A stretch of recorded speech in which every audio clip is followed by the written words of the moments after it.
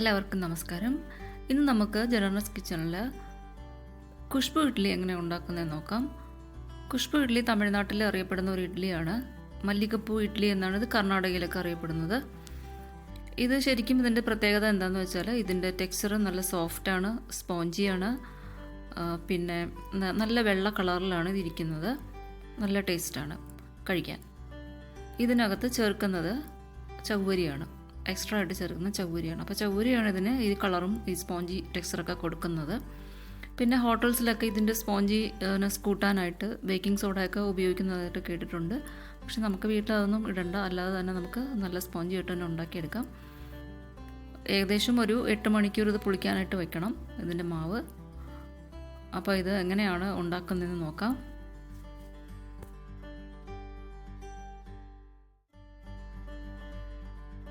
അപ്പോൾ ആദ്യം നമുക്ക് 3 പാർട്ട് ഇഡ്ഡലി റൈസ് എടുക്കാം. ഇഡ്ഡലി റൈസ് എല്ലാം സൂപ്പർ മാർക്കറ്റിലും വാങ്ങിക്കാനായിട്ട് കിട്ടും.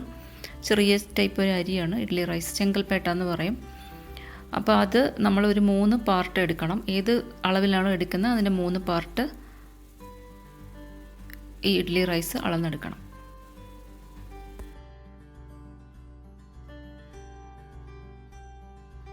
ഇനി 1 കപ്പ് പച്ചരി എടുക്കാം.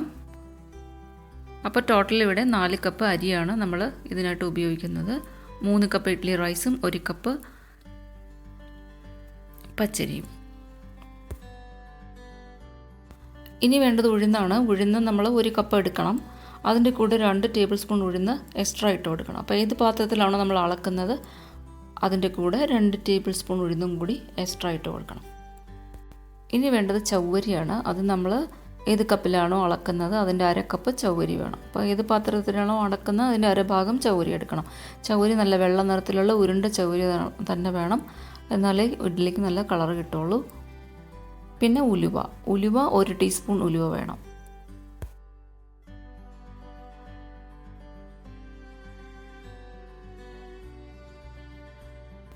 ഞാനിത് 1/4 ടീസ്പൂണിൻ്റെ സ്പൂണാണ് എടുത്തിരിക്കുന്നത്, അതുകൊണ്ടാണ് 4 പ്രാവശ്യം ഇടുന്നത്. അപ്പോൾ 1 ടീസ്പൂൺ ഉലുവയാണ് ഇവിടെ ഞാൻ അളന്നെടുത്തിരിക്കുന്നത്.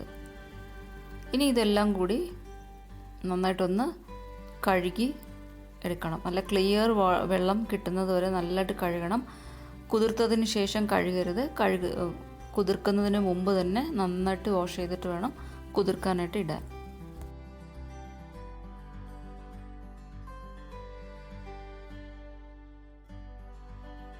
അപ്പോൾ എല്ലാം നന്നായിട്ട് കഴുകിയെടുത്തതിന് ശേഷം നമ്മളിത് കുതിർക്കാനായിട്ട് ഇടും. ഇവിടെ ഞാനെല്ലാം പ്രത്യേകമാണ് കുതിരാനായിട്ട് ഇട്ടിരിക്കുന്നത്. ഇത് വേണമെങ്കിൽ ഒരുമിച്ചിട്ട് തന്നെ കുതിർത്തെടുക്കാം. എന്നിട്ട് ഗ്രൈൻഡറിലിട്ട് ഏകദേശം ഒരു 40 മിനിറ്റ് നന്നായിട്ടൊന്ന് അരച്ചെടുക്കാം. അതല്ല പ്രത്യേകം അരച്ചെടുക്കാം. അരിയും ചവ്വരിയും കൂടി ഒരുമിച്ചിട്ട് അരയ്ക്കാം. ഉഴുന്നും ഉലുവായും കൂടി ഒരുമിച്ചിട്ട് അരച്ചിട്ട് രണ്ടും കൂടി മിക്സ് ചെയ്ത് വെക്കാം. എങ്ങനെ വേണമെങ്കിലും അരയ്ക്കാം. മിക്സിയിലിട്ടും അരയ്ക്കാം, ഗ്രൈൻഡറിലിട്ടും അരയ്ക്കാം. പക്ഷേ മിക്സിയിലിട്ട് അരച്ചാൽ ഗ്രൈൻഡറിൻ്റെ കിട്ടുന്നതിൻ്റെ അത്രയും നല്ല റിസൾട്ടൊന്നും കിട്ടില്ല. അപ്പം ഗ്രൈൻഡറാണ് ബെസ്റ്റ്. ഉഴുന്നൊക്കെ നന്നായിട്ട് അരഞ്ഞ് കിട്ടാനായിട്ടൊക്കെ നല്ലതായിട്ട് വോളിയമൊക്കെ കൂട്ടി വരാനായിട്ട് നല്ലത് നമ്മൾ ഗ്രൈൻഡറിൽ തന്നെ ചെയ്യുന്നതായിരിക്കും. പിന്നെ ഇതിനകത്ത് നമ്മൾ ഈ ചവ്വരി നമ്മളിപ്പോൾ വെള്ളത്തിൽ ഇടുന്നില്ല. ചവ്വരി കുറച്ച് അരയ്ക്കുന്നതിനും തൊട്ട് മുമ്പ് ഏകദേശം ഒരു 1.5 മണിക്കൂർ മുമ്പ് വെള്ളത്തിൽ ഇട്ടാൽ മതി, നന്നായിട്ട് കുതിർന്ന് കിട്ടും. അപ്പോൾ ഒരു 2-5 മണിക്കൂറൊന്നും വെള്ളത്തിലിട്ട് വെക്കേണ്ട ആവശ്യമില്ല. ചവ്വരി കുറച്ച് കഴിഞ്ഞിട്ടാൽ മതി വെള്ളത്തിൽ. അപ്പോൾ 5 മണിക്കൂർ അരിയും ഉഴുന്നുമൊക്കെ കുതിർക്കാനായിട്ട് വയ്ക്കണം. ഇതിനിപ്പോൾ എത്രയാണോ വെള്ളം ആവശ്യം അത്രയും വെള്ളം മാത്രം കുറച്ചായിട്ട് ചേർത്ത് അരച്ചെടുക്കുക. മാത്രമല്ല ഇതിനകത്ത് ഐസ് വാട്ടർ ഉപയോഗിക്കുന്നതായിരിക്കും കുറച്ചുകൂടെ ബെറ്റർ. കാരണം മാവ് ചൂടായിക്കൊണ്ടിരിക്കുമല്ലോ നമ്മൾ അരയ്ക്കുമ്പോൾ. അപ്പോൾ ഐസ് വാട്ടർ ഇട്ട് കൊടുത്താൽ അത് നല്ലതായിട്ട് തണുത്ത് തന്നെ ഇരിക്കും മാവ്, ഹീറ്റപ്പ് ആവത്തില്ല മാവ്. അപ്പോൾ ഐസ് വാട്ടർ ഒഴിച്ച് അരയ്ക്കാൻ ശ്രമിക്കുക. ഇവിടെ ഞാൻ അരിയും ചവ്വരിയും കൂടി ഒരുമിച്ചിട്ട് അരച്ചു, ഉലുവയും ഉഴുന്നും കൂടി ഒരുമിച്ചിട്ട് അരച്ചു. അപ്പോൾ ഇങ്ങനെ 2 പാർട്ടായിട്ടാണ് അരച്ചെടുത്തിരിക്കുന്നത്. ഇനി ഞാനിത് രണ്ടും കൂടി ഒന്ന് മിക്സ് ചെയ്തിട്ട് ഒരു വലിയ പാത്രത്തിലാണിത് പുളിക്കാനായിട്ട് വയ്ക്കുന്നത്.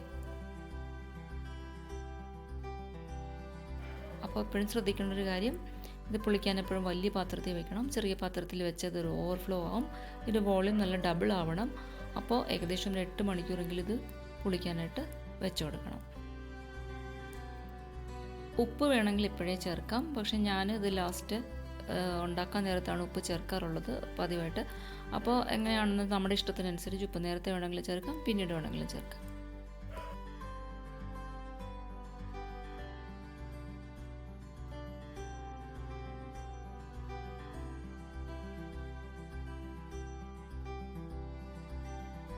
ഇതിപ്പോൾ ഏകദേശം 8 മണിക്കൂറായി പൊങ്ങാനായിട്ട് വെച്ചിട്ട് നന്നായിട്ട് പൊങ്ങി വന്നിട്ടുണ്ട്. വോളിയമൊക്കെ ഡബിൾ ആയിട്ടുണ്ട്.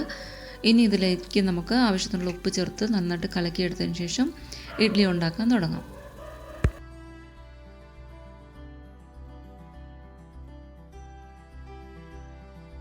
ഇപ്പം നമ്മളിവിടെ ഉണ്ടാക്കുന്നത് ഈ ഖുശ്ബു ഇഡ്ഡലിയാണ്. അതുകൊണ്ടാണ് ഞാനിങ്ങനെ തുണിയിൽ മാവ് ഒഴിച്ച് ചെയ്യുന്നത്, നനഞ്ഞ തുണിയിൽ ഇങ്ങനെ മാവ് ഒഴിച്ച് ചെയ്യുന്നത്.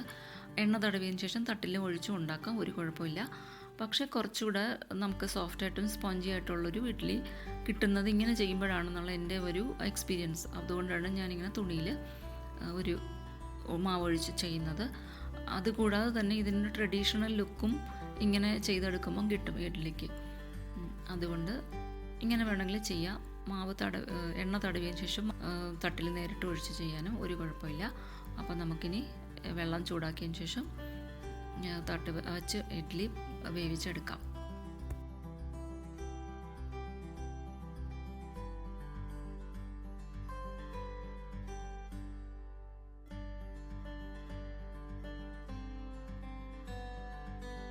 ഇതിപ്പോൾ ഏകദേശം വെന്ത് വന്നിട്ടുണ്ട്. ഒന്ന് ചെക്ക് ചെയ്ത് നോക്കാം വെന്തിട്ടുണ്ടോ അതോ പച്ചമാവാകത്തുണ്ടോ ഇല്ലയോ എന്നുള്ളത്. ഇത് വെന്തിട്ടുണ്ട്. ഇനി നമുക്കിത് ഫ്ലെയിം ഓഫ് ചെയ്ത് ഇഡ്ഡലി പുറത്തെടുക്കാം.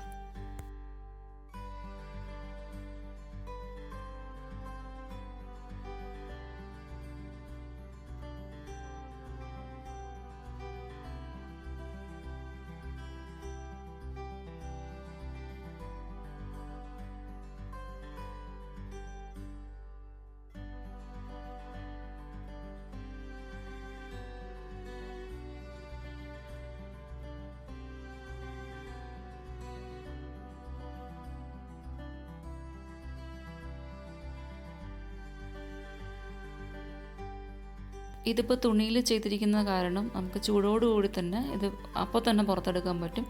തട്ടിൽ എണ്ണ തടവി ചെയ്യുമ്പോൾ കുറച്ചൊന്ന് വെയിറ്റ് ചെയ്യണം നമ്മൾ, എന്നിട്ടേ എടുക്കാൻ പറ്റുള്ളൂ.